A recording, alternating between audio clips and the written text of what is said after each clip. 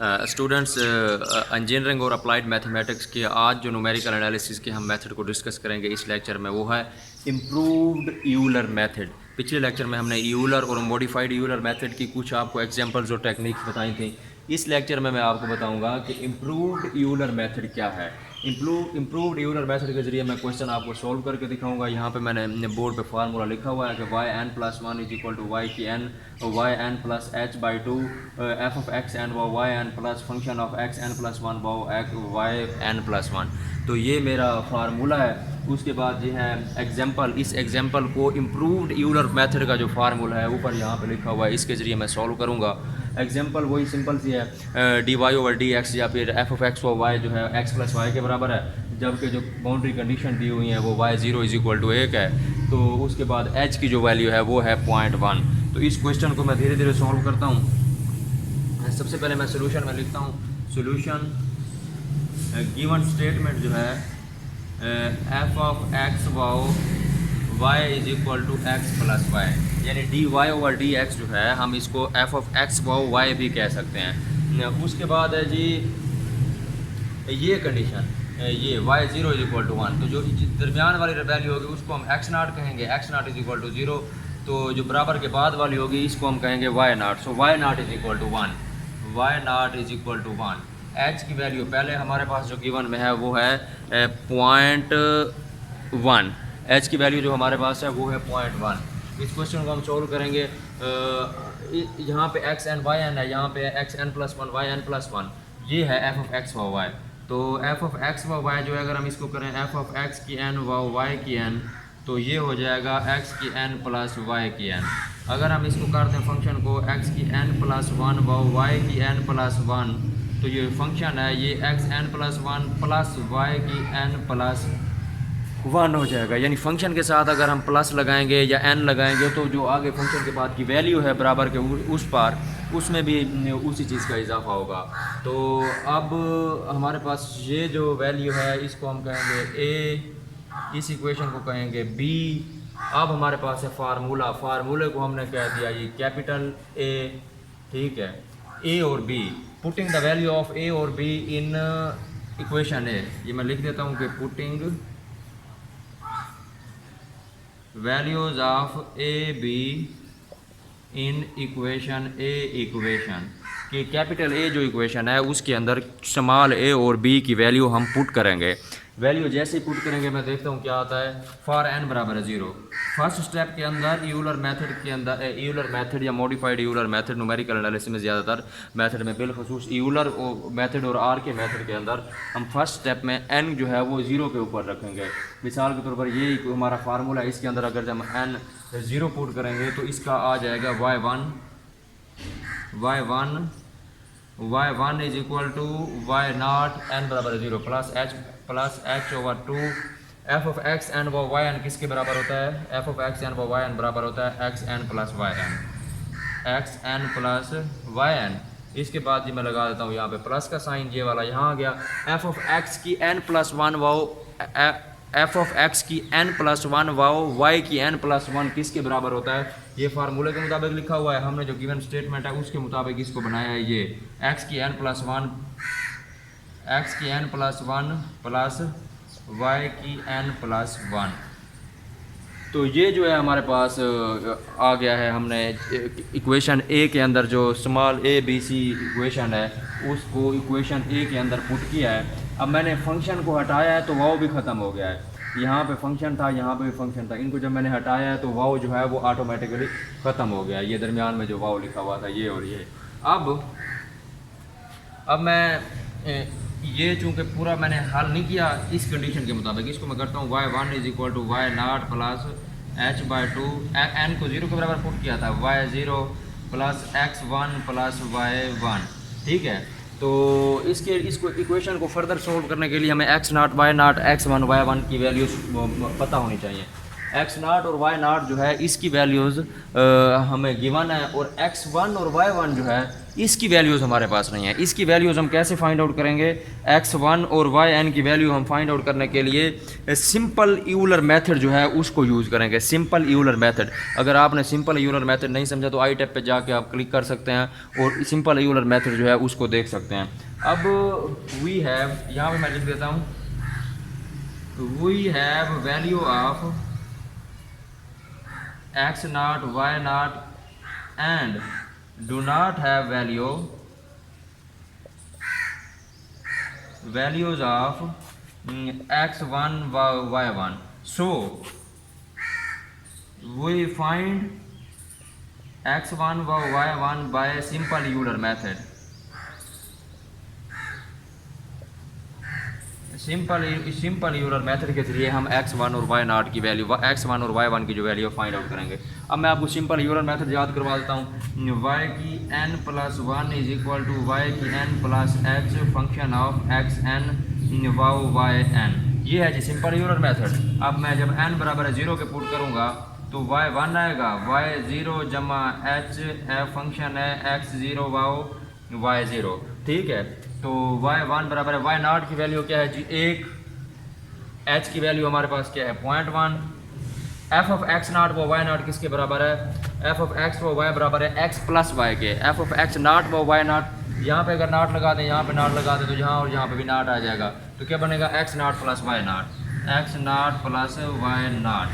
तो मैं इसको वैसे लिख देता हूँ 0.1, 1 प्लस 0.1, x0 की वैल्यू जो है हमारे पास है 0, y0 की है 1, 0 प्लस 1। इसको कैलकुलेटर की मदद से जब आप सॉल्व करेंगे तो y1 की वैल्यू जो हमारे पास आने वाली है वो आएगी 1.1। y1 जो है वो हमारे पास आएगा 1.1। और इसी तरह हम यहाँ पे मालूम कर देता हूँ x1 जो है x0 प्लस h होता है, x0 जो है वो 0 है, h जो है 0.1 है, तो x1 का जो जवाब आ जाएगा वो आ जाएगा 0.1। y1 जो है वो है 1.1 और x0 जो है वो y1 जो है वो है x 1.1 और x1 जो है वो है 0.1। तो इसी तरह इस फार्मूला जो है इसको मैं नाम दे देता हूँ अभी बी इक्वेशन जो है इसके लिए जो रिक्वायर्ड जितनी भी चीज़ें हैं अब हमारे पास आ गई हैं। अब मैं लिखता हूँ कि putting the value of x1 y1, यहाँ से मैं लिख देता हूँ putting x0 y0 x1 y1 in equation b के, इक्वेशन बी के अंदर x0 y0 x1 और y1 की वैल्यू पुट करने से। तो इक्वेशन बी क्या है? मैं इक्वेशन बी लिख देता हूँ। इक्वेशन बी है जी y1 बराबर है y0 plus h/2 x0 plus y0 plus x1 plus y1, ठीक है। तो y0 की वैल्यू हमारे पास है 1, h की वैल्यू है 0.1/2 है, x0 की वैल्यू है 0, y0 की है 1, x0 की 0, y0 की 1, x1 की है जनाब 0.1, y0 की है 1.1। इसको आप कैलकुलेटर की मदद से सॉल्व करेंगे तो हमारे पास जो आंसर आने वाला है वो है जी मॉडिफाइड यूलर मेथड के ज़रिए। इसको y1 is equal to 1.11, y1 की वैल्यू आ गई है वो आ गई है 1.11। अब मैं फाइंड आउट करूंगा x2 जो है x2 is equal to x1 plus h। x1 हमारे पास आया था 0.1 आया था, h जो है वो है 0.1। सो x2 is equal to 0.2, x2 की जो वैल्यू है वो है 0.2 के बराबर।